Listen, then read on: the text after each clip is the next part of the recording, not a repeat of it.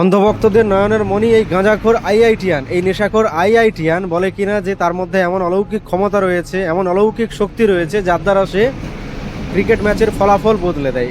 আগেও দাবি করেছে, আর আজকের দাবি দেখুন আনন্দবাজারে প্রকাশ পেয়েছে, আনন্দবাজার অনলাইনে প্রকাশ পেয়েছে, যেখানে বলছে যে তার অলৌকিক ক্ষমতার দ্বারা সে ম্যাচের ফলাফল আগে থেকে বদলে দিয়েছে, যেখানে ভারত পাকিস্তানের কাছে হারবে। তাহলে এবার প্রশ্ন হলো, যে সমস্ত অন্ধভক্তরা এই আইআইটিয়ান নেশাখোরকে আধ্যাত্মিক গুরু বানিয়ে মাথায় তুলে নাচতো, তারা কি আজকে এই দেশদ্রোহীকে কি বলবেন? একে তো দেশদ্রোহী বলবো।